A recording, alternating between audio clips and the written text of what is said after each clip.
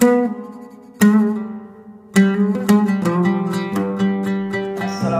warahmatullahi wabarakatuh. Bismillahirrahmanirrahim. Wassalatu wassalamu ala Rasulillah wa ala alihi wa sahbihi wa man wala wa la haula wa la quwwata illa billah. Bismillahirrahmanirrahim. Alhamdulillah, santri Baitul Quran di mana saja antum berada, kita dapat berjumpa kembali dalam kajian kita yaitu Nahu Shorof dalam kitab Muntaha. Insyaallah ini adalah kajian sesi terakhir dari jilid awal. Ya. Kajian atau sesi terakhir dari jilid awal mencakup kepada dua judul. Yang pertama, judul pertama adalah cara mengharokati fi'il amr. Kemarin kita sudah bahas bagaimana cara mengharokati fi'il madi, fi'il mudhari, baik yang dari dua huruf, baik dari tiga huruf ataupun lebih. Dan sekarang insyaallah kita akan membahas tentang cara mengharokati fi'il amr. Sebenarnya gampang sekali dan ringan. Habis itu baru kita akan membahas tentang cara mengharokati harf yang lebih gampang lagi. Bagaimana? Mari kita simak bersama-sama. Cara mengharokati fi'il amr. Cara mengharokati fi'il amr.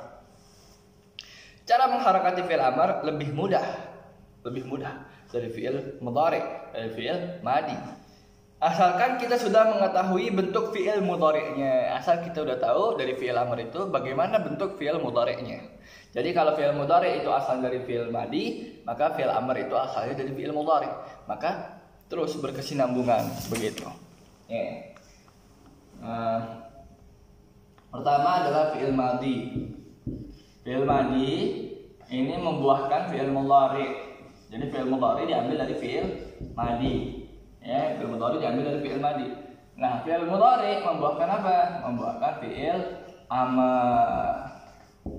Fi'il amr. Maka fi'il amr ini asalnya adalah fi'il mudhari. Jadi ujung-ujungnya madarnya adalah sumbernya adalah fi'il madi. Gitu. Sumbernya adalah fi'il madi. Nah, bagaimana lalu caranya untuk bisa mengharokati fi'il amr? Tadi sudah dikatakan mudah saja untuk bisa mengharokati fi'il amr asalkan sudah tahu bentuk fi'il mudhari'nya dari fi'il amr tersebut. Nah, ingat-ingat, fi'il madi adalah kata kerja yang telah lampau, fi'il mudhari' adalah kata kerja yang sedang atau akan dilakukan, sedangkan fi'il amr adalah kata kerja perintah. Adalah kata perintah pada suatu pekerjaan yang pasti dilakukan di akan datang. Karena kenapa? Nggak mungkin orang nyuruh sedangkan apa yang disuruhnya sudah dikerjakan atau sedang dikerjakan, tidak mungkin. Pasti kalau saya katakan pergi, berarti yang disuruh pergi belum pergi. Kalau saya katakan tulis, berarti yang disuruh nulis belum nulis, tapi akan menulis karena saya perintah. Begitu. Itulah amr, fi'il amr atau kata perintah. Nah, caranya adalah cara mengharokati fi'il amr ketika kita sudah tahu bagaimana bentuk fi'il mudhari'nya adalah 3 step. Yang pertama, ini dicatat, ingat-ingat untuk dicatat. Nanti kalau ada tugas maka harus disertakan 3 poin ini. Cara mengharokati fi'il amr. Kalau ada tugasnya, selain tugasnya ini juga harus disertakan di catatannya itu yang mau dikirim untuk tugas. Yang pertama, ubah fi'il madi menjadi fi'il mudhari'. Nah, misalkan kita belum ketemu bentuk fi'il mudhari'nya, baru punya fi'il madi. Maka kita punya misalkan jalasa. Ya, jalasa. Jalasa, dia telah duduk. Telah duduk. Fi'il madi. Jalasa, fi'il madi. Duduk. Telah duduk.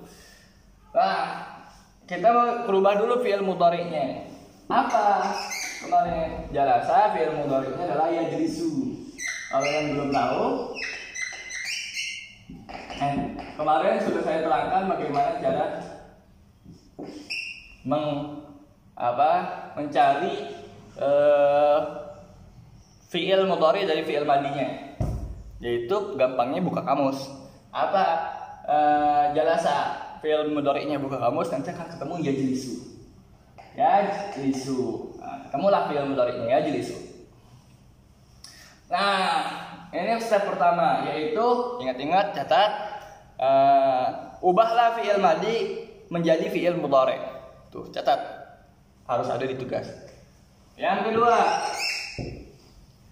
setelah diubah menjadi fi'il mudhari, hilangkan huruf mudhara'ahnya. Hilangkan huruf mudhara'ah. Apa itu huruf mudhara'ah? Anaitu atau anita. Hamzah, nun, ya, dan ta. Mana di sini yang harus dihilangkan? Mana huruf mudhara'ahnya? Nih, ya-nya nih, yang jadi su, ya-nya kita hapus. Kita hapus ya-nya, buang atau hilangkan huruf mudhara'ahnya. Dan kita hilangkan, ya. Jadi jelas. Nah, ada sukunnya kan? Jelas. Jelasu, jelasu. Jelasu. Lalu step yang ketiga, apa step yang ketiga? Sukunkan huruf yang paling akhir. Mana huruf paling akhir? Sin. Maka kita ganti harokatnya yang tadinya domah menjadi sukun. Bagaimana bacanya? Jelas, jelas, jelas, jelas, jelas. Karena ini sukun juga. Nah, ini step-stepnya dulu yang harus diketahui adalah sukunkan yang terakhir ya, sukunkan huruf terakhir. Akhir. Akhirnya kita ketemu ini jelas ini. Kan sulit membacanya. Jelas ini. Jelas karena jimnya sukun, sinnya sukun, lamnya kasrah. Jelas. Nggak mungkin, susah. Lalu bagaimana untuk memudahkannya? Untuk memudahkannya kita tambahkan hamzah wasol. Kita tambahkan alif. Kita tambahkan alif yang senantiasa berharokat kasroh. Maka ketemulah ijlis. Apa ijlis? Ijlis adalah fi'il amar, artinya apa?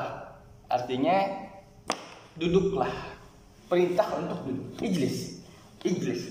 Ijlis. Nah, kadang-kala nggak dibutuhkan. Kadang-kala harokat alif tambahan ini, alif wasolnya atau hamzah wasolnya untuk memudahkan membaca jelas tadi menjadi ijlis. Kadang-kadang bisa juga tidak berharokat kasroh. Cuma secara umum harokati kasroh dulu.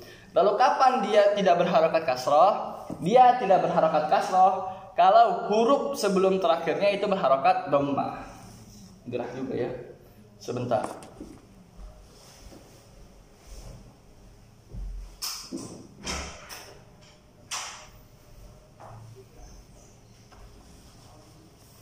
Nah, kalau huruf sebelum terakhirnya itu berharokat dhammah, maka alifnya mengikuti juga dhammahnya. Contohnya apa?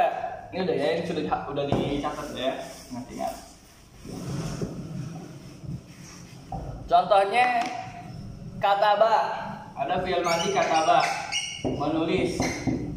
Dia telah menulis. Kita mau jadikan fi'il amar, juga ingin mengharokatinya. Bagaimana caranya? Kita cari dulu fi'il mudhari'nya. Apa fi'il mudhari'nya kataba? Kataba fi'il mudhari'nya kalau dicari di kamus kataba pasti yaktubu. Ya, tubuh. Ya, tubuh. Nah, kita sudah ketemu fi'il mudhari'nya. Apa langkah keduanya? Langkah keduanya hapus huruf mudhara'ah. Ini huruf mudhara'ah nih yaknya. Kita hapus. Jadinya apa bacanya? Aktub. Ribet. Maka harus kita tambahkan huruf alif atau hamzah wasalnya. Kan tadi saya katakan harakati kasroh secara keseluruhan. Cuman ada pengecualian kalau misalkan huruf sebelum terakhirnya itu adalah dhammah. Mana huruf sebelum terakhir? Nih, huruf terakhirnya adalah ba. Maka sebelum terakhirnya adalah ta ini. Tu atau ainul fi'li. Tu. Maka kalau huruf sebelum terakhirnya adalah dhammah, huruf alif atau hamzah wasalnya juga kita harakati dhammah untuk menyesuaikan. Uktub.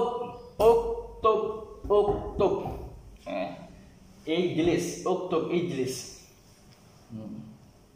Nah, gitu, singkatnya gitu.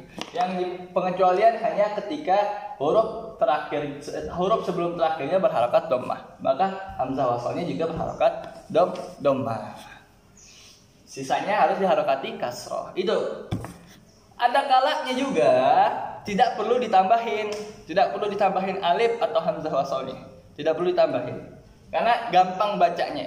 Apa contohnya? Misalkan kita punya fi'il madhi taqarraba, artinya mendekat. Taqarraba. Ya, taqarraba. Kelihatan enggak? Kelihatan kan? Taqarraba artinya mendekat. Nah, bagaimana caranya kita mengetahui fi'il amarnya seperti apa dan mengharokatinya? Kita cari dulu fi'il mudhari'nya. Taqarraba, tafa'ala, yatafa'alu. Taqarraba, yataqarrabu. Yatafa'alu, yataqarrabu. Nah, ketemu dong fi'il mudhari' ini. Yataqarrabu karena sesuai dengan wazan tafa'ala, yatafa'alu. Ya, taqarrabu. Ya, taqarrabu. Ya, sudah mulai habis. Taqarraba, fi'il mudhari ini apa ya?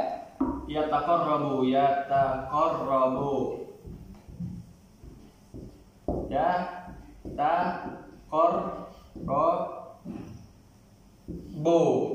Taqarraba ya taqarrabu, tafa'ala ya tafa'alu. Ngikutin wazan atau ya ngikutin wazan. Bagaimana? Yang kita sudah bahas bagaimana cara mengharokati fi'il mudhari yang berasal dari fi'il madhi yang lebih dari 3 huruf. Contohnya taqarraba ya taqarrabu, tafa'ala ya tafa'alu, mengikuti wazannya. Ya taqarrabu. Nah, kita sudah dapat fi'il mudhari'nya taqarrabu. Lalu bagaimana step keduanya? Step keduanya adalah huruf ya, hapus huruf mudhara'ahnya. Mana huruf mudhara'ahnya? Ya, nih yang paling awal. Huruf mudhara'ah pasti selalu ada di awal. Ya-nya kita hapus. Jadilah taqarrabu. Lalu step terakhir apa? Sukunkan huruf yang terakhir. Sukunkan huruf terakhir. Nih, ba huruf terakhir kita sukunkan. Jadilah taqarrab. Taqarrab. Nah, taqarrab sudah jadi fi'il amar tanpa harus ditambahkan alif lagi karena tidak sulit untuk membacanya. Gak usah pakai itaqarrab, malah jadi ribet. Gak usah dipakaikan alif. Biarkan begitu saja. Taqarrab artinya kalau taqarraba mendekat, kalau ya taqarrabu sedang mendekat atau akan mendekat, kalau taqarrab adalah kata perintah untuk mendekat, alias mendekatlah. Begitu. Itulah cara singkat bagaimana cara mengharokati fi'il amar. Untuk melakukan step-step yang tadi. Itu caranya mengharokati fi'il amar. Nah, sampai situ tadi bagaimana cara mengharokati fi'il. Insyaallah selanjutnya akan kita bahas bagaimana cara mengharokati harf. Bonus, sebagai bonus adalah bagaimana cara mengharokati harf. Bagaimana cara mengharokati harf atau huruf? Fi, ala, an, rubba, kaif, fi, an, ala, fi, an, ala, rubba, wal kaf, wal lam, dan lain sebagainya. Huruf-huruf itu, huruf-huruf jar, huruf-huruf lainnya yang bukan jar, banyak sekali. Min, an, ala, rubba, wal ba, wal kaf, dan lain sebagainya. Ada di Allahumma shalli ala sayyidina, di pembahasan yang telah lalu. Kita sudah menghafalkan ada huruf yang terdiri dari ada haraf yang terdiri dari 1 huruf, ada haraf yang terdiri dari 2 huruf, ada haraf yang terdiri dari 3 huruf. Dan kita sudah lewat apa itu definisi haraf. Yang sekarang kita mau pelajari adalah bagaimana cara mengharokati haraf ini. Bagaimana cara mengharokati haraf ini? Apakah ada step-step khususnya? Cara mengharokati haraf, cara kita tahu bagaimana haraf itu harokatnya ketika kita dihadapi dengan haraf yang tidak ada harokatnya atau haraf di dalam kitab kuning atau kitab gundul, bagaimana kita mengharokatinya? Caranya adalah tidak lain tidak bukan karena haraf itu tidak mungkin berubah-ubah karena dia adalah mabni, tidak mu'rab alias tidak berubah-ubah, bentukannya pasti begitu. Maka cara mengharokatinya adalah dengan cara menghafal. Nah, kemarin sudah saya suruh untuk menghafal haraf itu sebisa mungkin. Haraf yang mulai dari tersusun dari 1 huruf, 2 huruf, 3 huruf, 4 huruf, dan 5 huruf. Ketika itu sudah dihafal, maka setiap ketemu haraf-haraf tersebut di kitab kuning pasti bacanya begitu. Karena dia mabni. Nah, Dan itu diulang-ulang sering sekali, sangat-sangat sering sekali diulang-ulang dalam kitab kuning. Maka ketika kalian menghafalkan harap-harap itu, banyak banyak kata yang sudah bisa kalian pahami daripada kitab kuning. Itu.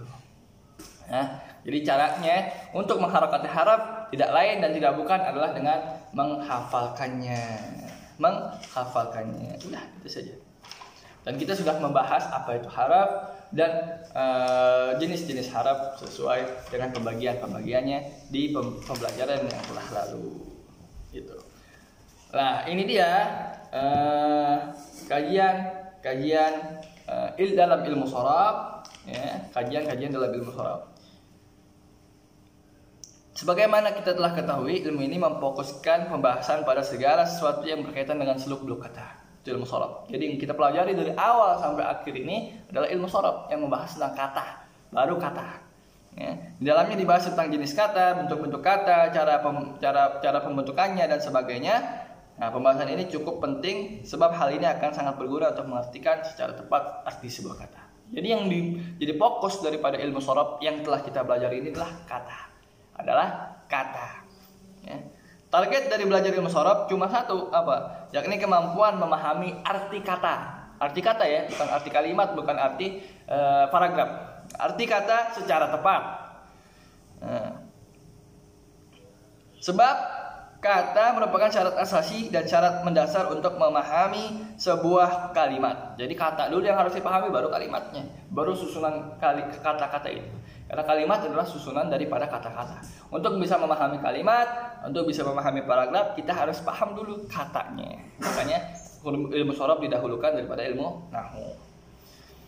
Selanjutnya, kan udah tuh. Mari kita melanjutkan pembahasan kita ke dalam ilmu nahwu atau i'rab, bagaimana cara kita memahami rangkaian kata-kata tersebut menjadi kalimat atau suatu paragraf. Tapi itu di pembahasan atau di semester selanjutnya. Insyaallah Ustadz akan mengulang kembali materi yang ada di sini. Jadi bagi yang ketinggalan atau bagi yang bahkan belum mengerjakan tugas atau dalam artian tidak hadir dalam tiap sesi-sesinya, masih bisa mengulangi kembali. Gitu. Barangkali sekian dari saya, lebih kurangnya mohon maaf, dan jangan lupa kalau ada pertanyaan apapun itu silahkan lemparkan di grup. Sebisa mungkin akan Ustadz jawab secepatnya, insyaallah. Billahi taufiq wal hidayah. Wassalamualaikum warahmatullahi wabarakatuh.